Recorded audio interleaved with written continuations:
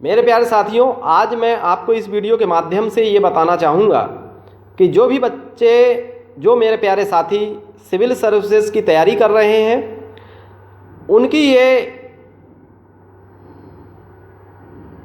उनके अंदर ये प्रश्न रहता है कि हम मेंस प्रीलिम्स के फैक्ट तो याद कर ले जाते हैं, लेकिन मेंस के उत्तर हमें याद करने में बहुत कठिनाई महसूस होती है।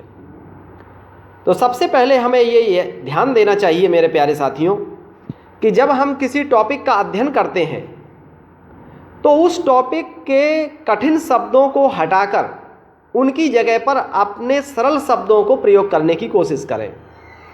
आप कठिन शब्दों को यूज करके जो वाक्य बनाते हैं, उन वाक्यों को आप कभी भी लंबे समय तक याद नहीं रख सकते। हमेशा सरल शब्दों को यूज करके उनके वाक्य जब आप बनाते हैं तो उनका प्रयोग और वो आपको लंबे समय तक याद रहते हैं। आपको हो सकता है कि जब आप सरल शब्दों में कोई विषय को पढ़ते हैं तो वो हमेशा जीवन पर्यंत आपको याद रहता है, लेकिन जब कठिन शब्दों को आप याद करते हैं तो आज तो याद हो जाएगा, रट लेंगे आप उसको, लेकिन कल आपको वो चीज़ें भूल जाती हैं।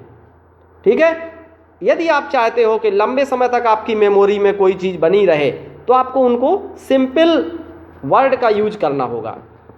अब अगली महत्वपूर्ण बात यह है कि देखिए, एग्ज़ाम हॉल में आपको जो आपकी नेचुरल भाषा है, जो आपके रग रग में बसी हुई है, जो लैंग्वेज, वही शब्द आपको याद आएंगे, और जो टफ शब्द हैं जो याद करके आप गए हैं, रट करके गए हैं, वो शब्द आपको निश्चित रूप से भूल जाएंगे।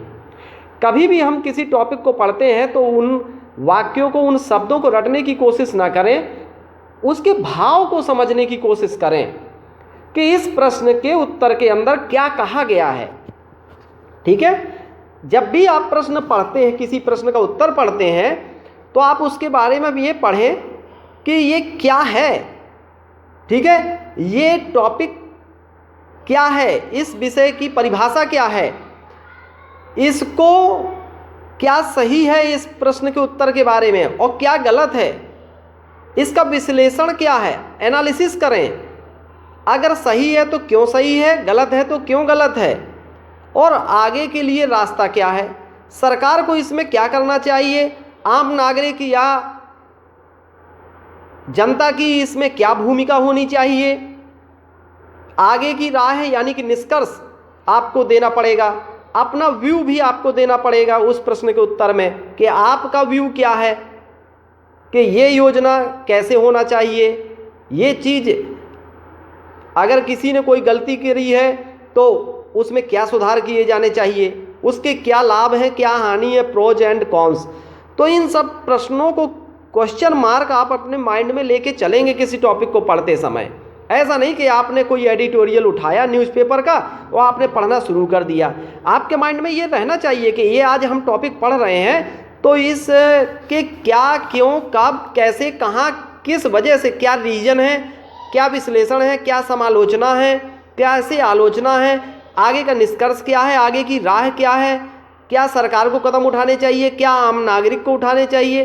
तो इन सब बिंदुओं पर आप जब सोच के चलेंगे तो वहीं उस प्रश्न का उत्तर पढ़ते समय दिमाग स्ट्राइक करेगा कि ये चीज़ है।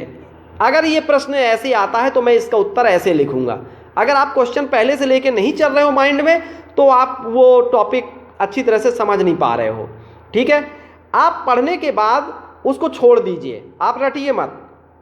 अब उसको कुछ समय के लिए आप छोड़ दीजिए, फिर इसके बाद आप सोचिए, शांत बैठ जाइए, फिर आप सोचिए कि इस टॉपिक के बारे में मुझे कितना याद रहा, और जितना याद रहा है उसको अपने शब्दों में बोलने की कोशिश करिए।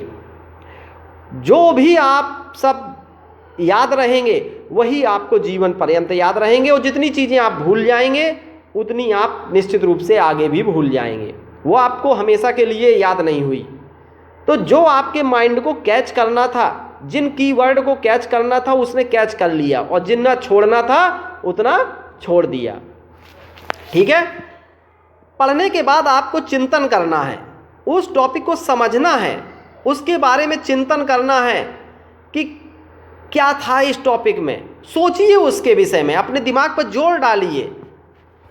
ठीक है, आप लाइन मत रटिए कि इस लाइन में ये लिखा था, फिर दूसरी लाइन में ये लिखा था, तीसरी लाइन में ये लिखा था, नीचे ये लिखा था, ऊपर ये लिखा था, दाएं ये लिखा था, बाएं ये लिखा था, क्योंकि ये चीज़ें आपको रट रहे हैं। आपको निश्चित रूप से आगे चल के कुछ समय के बाद ये अस्थायी ज्ञान है, ये भूल जाएगा।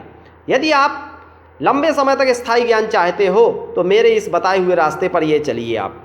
मैंने एक बार अपने गुरु से प्रश्न किया था कि सर समझा कैसे जाता है। वो मुझसे कहा करते थे बार बार कि बेटा तुम समझा करो, तुम रट लेते हो। मैं भी बचपन में बहुत टॉपिक को रट लेता था। तो मैंने उनसे पूछा कि सर समझा कैसे जाता है, तो उन्होंने मेरी पिटाई कर दी और उन्होंने मुझे कभी नहीं बताया कि समझा कैसे जाता है।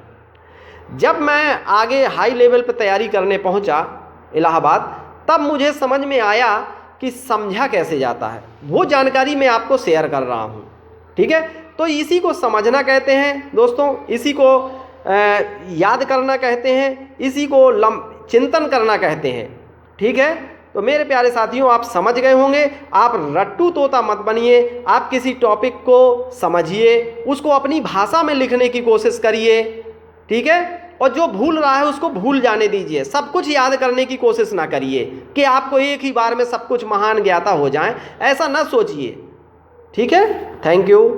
और क्या है कि कुछ चीज़ें देखिए, आईक्यू के ऊपर भी निर्भर करता है कि हम कुछ बच्चे